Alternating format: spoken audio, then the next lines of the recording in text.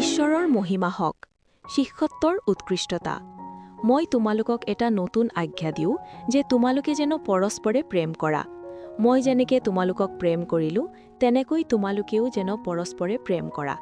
তোমালোকে যদি পৰস্পৰৰ মাজত ইজনে সিজনক প্ৰেম কৰা, তেন্তে তোমালোক যে মোৰ শিষ্য, ইয়াক তাৰ দ্বাৰাই সকলোৱে জানিব। যোহন 13:34 আৰু 35 পদ। যীশুৱে আমাক কৈছে যে আমি পৰস্পৰে প্ৰেম কৰা উচিত, যাতে সকলোৱে জানিব পাৰে যে আমি তেওঁৰ শিষ্য। স্পষ্টকৈ ক'বলৈ গ'লে তেওঁ আমাক সোঁৱৰাই দিয়ে যে তেওঁ আমাক যিদৰে প্ৰেম কৰিছিল, ঠিক তেনেদৰে আমিও ইজনে সিজনক প্ৰেম কৰিব লাগিব। অৰ্থাৎ মানুহৰ আচাৰ ব্যৱহাৰ অনুসৰি ইজনে সিজনক প্ৰেম কৰাটোৱে যথেষ্ট নহয়, কিন্তু যীশুৱে আমাক যেনেকৈ প্ৰেম কৰিছিল, আমিও ইজনে সিজনক প্ৰেম কৰা উচিত। যদি আমি মথিউ লিখা শুভবাৰ্তাৰ ৫ম অধ্যায় চাওঁ, তেন্তে আমি মানুহৰ প্ৰেমৰ ধৰণটো বুজি পাওঁ, অৰ্থাৎ আমাক প্ৰেম কৰাসকলক প্ৰেম কৰা আৰু শত্ৰুক ঘৃণা কৰা। অনা ইহুদী আৰু কৰ তোলাসকলেও এনেকুৱাই কৰে। আমি তেনেকৈ প্ৰেম কৰা উচিত নহয়, কিন্তু আমি যীশুৱে আমাক যিদৰে প্ৰেম কৰিছিল, তেনেকৈ প্ৰেম কৰিব লাগিব। একেদৰে পিতৃয়ে যীশুক যেনেকৈ প্ৰেম কৰিছিল, তেওঁ আমাকো প্ৰেম কৰিছিল। গতিকে ঈশ্বৰৰ প্ৰেমৰ অনুসৰি আমি ইজনে সিজনক প্ৰেম কৰিব লাগিব। লুক 6 অধ্যায়ত এই পদবোৰৰ যোগেদি যীশুৱে ঈশ্বৰৰ প্ৰেমৰ বিষয়ে ব্যাখ্যা কৰিছে। ঈশ্বৰ অকৃতজ্ঞ আৰু দুষ্টৰ প্ৰতি দয়ালু। তেওঁ দুষ্ট আৰু সন্ত দুয়োৰে ওপৰত নিজৰ সূৰ্য উদয় কৰে আৰু ধাৰ্মিক আৰু অধাৰ্মিক এই দুয়োৰে ওপৰত বৰষুণ বৰষায়। গতিকে আমিও আমাৰ শত্ৰুক প্ৰেম কৰিব লাগিব। আমাক ঘৃণা কৰা সকলৰ প্ৰতি ভাল ব্যৱহাৰ কৰা, আমাক চাউন দিয়া সকলক আশীৰ্বাদ দিয়া, আমাক তাড়না কৰা আৰু আমাক নিন্দা কৰা সকলৰ বাবে প্ৰাৰ্থনা কৰা, এখন গালত চৰ মৰাজনক সিখনো গাল পাতি দিয়া, বৰকাপোৰ কাঢ়ি লোৱাজনক চোলাও ল'বলৈ হাক নিদিয়া, যিসকলে খোজে তেওঁলোকক দিয়া, যিকোনোবাই সম্পত্তি কাঢ়ি লয় তেওঁক আকৌ সেইবোৰ নোখোজা, লোকে যেনে ব্যৱহাৰ কৰিলে ভাল পোৱা তেওঁলোকক তেনে ব্যৱহাৰ কৰা আদি কাৰ্যবোৰ কৰিব লাগিব, যাতে আমি স্বৰ্গত থকা আমাৰ পিতৃৰ সন্তান হ'বলৈ আৰু ঈশ্বৰৰ প্ৰেমৰ অনুসৰি ইজনে সিজনক প্ৰেম কৰিবলৈ জীয়াই থাকোঁ। আমি ইতিপূৰ্বে যেতিয়া শক্তিহীন, পাপী আৰু শত্ৰু আছিলোঁ, তেতিয়া ঈশ্বৰে আমাৰলৈ তেওঁৰ প্ৰেম প্ৰকাশ কৰিলে। ঠিক তেনেদৰে আমিও কেৱল আমাক ভাল পোৱা সকলকে নহয়, শত্ৰুক, ঘৃণাকাৰীক, তাড়নাকাৰী, মুঠতে সকলোকে প্ৰেম কৰিব লাগিব। ঈশ্বৰৰ প্ৰেমৰ আন এটা বৈশিষ্ট্য হ'ল, এবাৰ ভাল হৈ পিছলৈ শত্ৰু হৈ পৰিলেও ই অপৰিৱৰ্তিত হৈ থাকে। আনহাতে মানুহৰ প্ৰেমৰ ধৰণ সাময়িক। যদি আপোনজনে পিছলৈ তেওঁলোকৰ বিৰুদ্ধ হয়, তেন্তে তেওঁলোকৰ প্ৰেমৰ অন্ত পৰে। ঈশ্বৰৰ প্ৰেম কেতিয়াও বিফল নহয়, কেতিয়াও নোহোৱা হৈ নাযায়। দান চিৰকালি থাকে। গতিকে ঈশ্বৰৰ প্ৰেম হৈছে যেনেকৈ যীশুৱে আমাক শেষলৈকে প্ৰেম কৰিছিল, আমিও প্ৰেম কৰিব লাগিব। হয়, তেওঁ শেষলৈকে জগতত থকা নিজৰ লোকসকলক প্ৰেম কৰিছিল। কিন্তু আমাৰ বাবে ই কেনেকৈ সম্ভৱ, বা যদি আমি যীশুৱে এই কথা কেনেকৈ প্ৰকাশ কৰিছিল তাক মনোযোগ দিওঁ, তেন্তে ই আমাৰ বাবে আশ্চৰ্য হ'ব পাৰে। যীশুৱে এই জগতৰ পৰা আঁতৰি পিতৃৰ ওচৰলৈ যোৱাৰ সময় আহি পৰা বুলি জানি তেওঁলোকক শেষলৈকে প্ৰেম কৰাৰ প্ৰেম প্ৰকাশ কৰিবলৈ যীশুৱে ৰাতিৰ আহাৰ খোৱাৰ পৰা উঠি নিজৰ গাৰ কাপোৰখন এফালে ৰাখি গামোচা এখন লৈ নিজৰ কঁকাল বান্ধি ল'লে। তাৰ পাছত তেওঁ চৰিয়াত এটাত পানী ঢালি ল'লে আৰু শিষ্যসকলৰ ভৰি ধুবলৈ ধৰিলে আৰু কঁকালত বান্ধি থোৱা গামোচাখনেৰে মুচিবলৈ ধৰিলে। যদি আমি এইটোক প্ৰথম চমুৱেলৰ 25 অধ্যায়ৰ সৈতে তুলনা কৰোঁ, তেন্তে অবিগেলে, যিগৰাকী দাউদৰ পত্নী হ'বলগীয়া আছিল, তেওঁ নিজকে নম্ৰ কৰি দাউদৰ দাসসকলক ক'লে, চোৱা, তোমাৰ দাসী মোৰ প্ৰভুৰ দাসসকলৰ ভৰি ধুৱাবলৈ দাসী হওক। ইয়াত যদি আমি স্পষ্টকৈ চাওঁ, কেতিয়াবা হয়তো আমিও আমাৰ গৰাকীৰ ভৰি ধুই সুখী হ'ব পাৰোঁ। কিন্তু তাই নিজকে অধিক নম্ৰ কৰি ক'লে যে তাই তেওঁৰ প্ৰভুৰ দাসবোৰৰ ভৰি ধোৱাৰ দাসী। একেদৰে শিষ্যসকলে যাক বৰু আৰু প্ৰভু বুলি মাতিছিল, সেই যীশুৱেও নিজকে নম্ৰ কৰিলে বা নিজৰ দাস শিষ্যসকলৰ ভৰি ধুবলৈ দাস হ'বলৈ সলনি কৰিলে।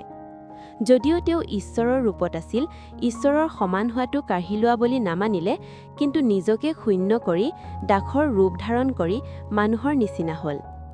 যীশুৱে লাট কিয় দাস হৈ পৰিল? যাত্ৰা পুস্তকত 21 অধ্যায়ত ব্যাখ্যা কৰা হৈছে, এজন ইজৰাইলীয় দাসক যেতিয়া মুক্ত হোৱাৰ সুযোগ দিয়া হয়, তেতিয়া তেওঁৰ প্ৰভুৰ প্ৰতি থকা প্ৰেমৰ বাবে চিৰদিনলৈ তেওঁৰ প্ৰভুৱে দিয়া পত্নী আৰু সন্তানসকলৰ সৈতে সেই প্ৰভুৰ দাস হৈ থাকিবলৈ বাছি ল'ব পাৰে। আজীৱন দাসত্বৰ চিন হিচাপে তেওঁৰ কাণখন বিন্ধোৱা হ'ব।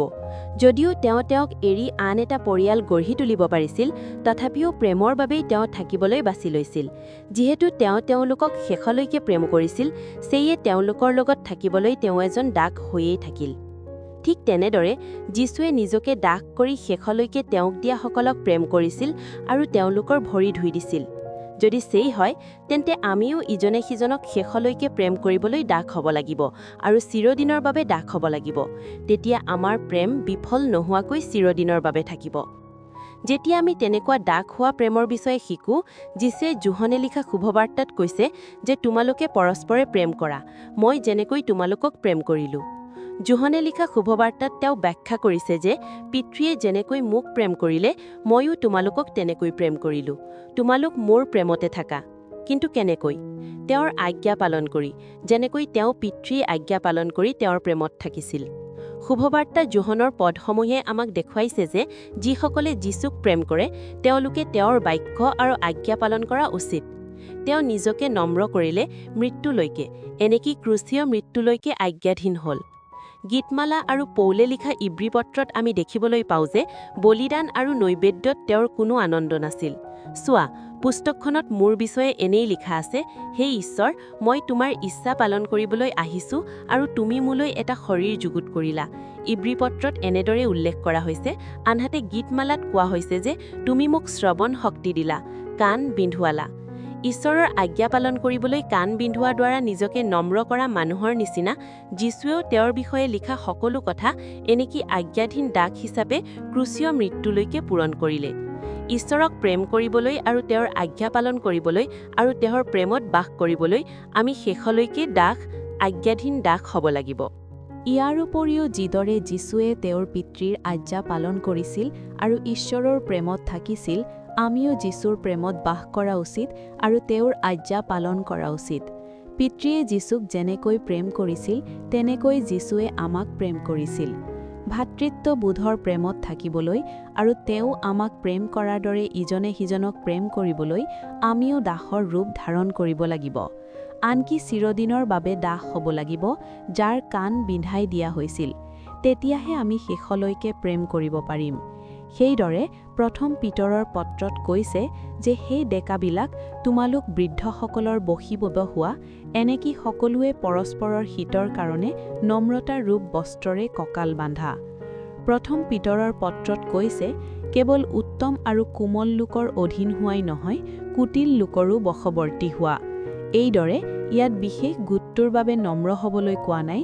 প্ৰথম পিতৰৰ পত্ৰত কৈছে সকলোৰে প্ৰতি নম্ৰ হ'ব লাগিব, নম্ৰতাৰ বস্ত্ৰ পৰিধান কৰিব লাগিব আৰু দাস হ'ব লাগিব।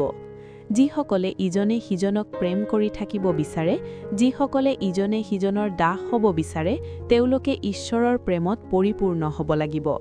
পাৰস্পৰিক প্ৰেম, চিৰ মৰমীয়াল, আজ্ঞাকাৰী, যত্নশীল, সহায়কাৰী, সহনকাৰী সেৱক, প্ৰেমৰ এই সংজ্ঞাক সকলো পূৰ্ণতাৰে পূৰণ কৰা। মোক এটা কাহিনী সোঁৱৰাই দিবলৈ দিয়ক। স্বৰ্গত এটা ডাঙৰ ভোজৰ আয়োজন কৰা হৈছিল। সুস্বাদু খাদ্যই মেজখন ভৰি আছিল, কিন্তু তাত থকা মানুহবোৰৰ বাহুত দীঘলীয়া চামুচ বান্ধি থোৱা হৈছিল, যাৰ বাবে নিজৰ হাত কুচাই আহাৰ খোৱাটো অসম্ভৱ হৈছিল। তথাপিও যিসকল প্ৰেমত সিদ্ধ হৈ ভাতৃত্ববোধৰ প্ৰেমত বাস কৰিছিল, তেওঁলোকৰ বাবে কোনো অসুবিধা হোৱা নাছিল। তেওঁলোকে ইজনে সিজনৰ দাস হৈ আহাৰ খুৱাই দিছিল। এইদৰে সকলোৱে আনন্দৰে ভোজৰ অভিজ্ঞতা লাভ কৰিছিল।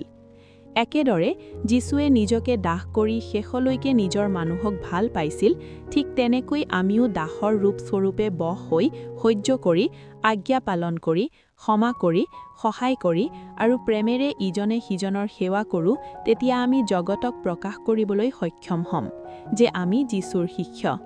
আমাৰ স্বৰ্গীয় পিতৃয়ে আমাক এই অভিজ্ঞতাবোৰৰ বাবে যোগ্য কৰি তোলক আৰু তেওঁৰ প্ৰচুৰ অনুগ্ৰহেৰে আমাক ভৰাই তোলক আৰু আমাৰ যোগেদি তেওঁৰ নামক মহিমান্বিত কৰক।